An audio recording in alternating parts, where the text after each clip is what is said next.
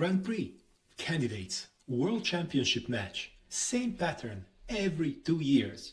Clean, organized, predictable. Rewind to the beginning, Wild West chaos. You gather the money, you convince the champion, and he could still avoid you for decades. Let's go back to 1858. Paul Morphy is dominating chess. Europe, America, doesn't matter where he plays. He's completely untouchable. The best player on the planet by a mile. And then he quits at 21 years old. Just walks away from competitive chess forever. So now there's a problem. Who's the world chess champion? Is it Morphy, who won't play anymore? Is it whoever he beat last? Is it whoever beats whoever he beat? Nobody knows, because there's no title, there's no system, there's no authority to decide who gets to call themselves champion. Chess has no governing body, no international organization, nothing. It's just players, matches, and reputation. This is where our story begins, in a complete void. I've got 3 more videos covering World Championship history and how this mess eventually became the system we know today. If you're finding it valuable, hit that subscribe button so you don't miss the rest of the series. And to support the channel. Fast forward to 1886. 2 chess players, Wilhelm Steinitz and Johannes Zukertort, arrange a private match. They decide to call it the World Championship. Who made it official? They did. Who approved it? And nobody. There was no chess federation, no governing body, no international authority. But someone had to be champion, and these 2 were arguably the strongest players alive. Steinitz had been considered the best for years. Zukertort had an incredible tournament record, so why not? The match lasted nearly 3 months, 20 games in New York, then they moved west. Part chess match, part traveling circus. Steinitz wins the match. Today, we recognize Steinitz as the legitimate first world chess champion. This is the foundation the entire chess world championship is built on. 2 guys and a handshake agreement. Now that Steinitz is champion, he controls everything. He chooses his opponents. He sets the prize requirements. He controls the match location. He dictates the terms. The champion is king, literally. Want a title shot? You need his permission first.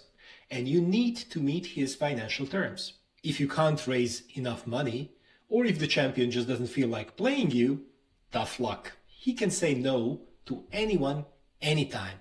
And there's nothing you can do about it. Because there's no enforcement mechanism, no authority to force the champion to defend against worthy challengers. This isn't a sport with rules, it's a business negotiation. Every single time, the champion has absolute power. Emanuel Lasker wins the title in 1894, and he holds it for 27 years, the longest reign in World Championship history. Now, was Lasker the best player for all 27 of those years? Debatable. What's not debatable is that he was very selective about defending his title. He'd delay matches for years. He'd make financial demands that discouraged strong challengers. He'd negotiate terms that gave him every advantage. And there was no enforcement, no governing body to say, Lasker, you have to defend your title or you forfeit. Nothing.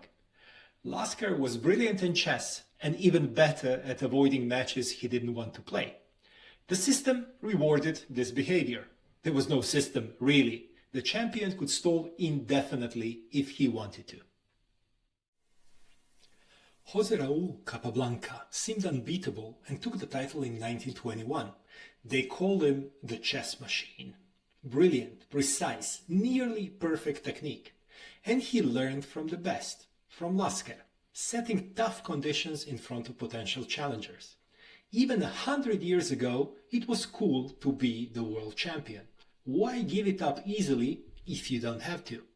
Then in 1927, Alexander Alekhine finally gathered the money and shocked the chess world, defeating Capablanca, who immediately starts demanding a rematch. He wants his title back. But Alekhine returns the favor and year after year finds a reason to say no, delaying and postponing the rematch forever. He learned from the best also. Was this fair? Absolutely not. But it was common practice. Lasker did it, Capablanca did it, and now Alekhine was doing the same thing. Capablanca never gets another shot. Alekhine dies in 1946, still holding the crown, still dodging the rematch. This is what happens when champions control everything. They can avoid challenges forever. The system was completely broken. Champions had all the power. They could pick weak opponents to get easy defenses. They could avoid dangerous opponents indefinitely. They could set absurd financial barriers that made challenges impossible. There was no objective qualification system. No way for a strong player to earn a title shot based on merit alone. As a result, champions held the title for decades. This isn't a sport. This is a business with no regulation and no oversight. Chess needed an authority to take control and create an actual system. FIDE, the World Chess Federation, had been founded in 1924. For 22 years, they'd been essentially powerless. But now Alekhine died and nobody is holding the crown. There is a vacuum. So FIDE sees an opportunity and steps in. In 1948, FIDE organizes the first truly governed World Championship tournament. 5 of the world's strongest players compete for the vacant title.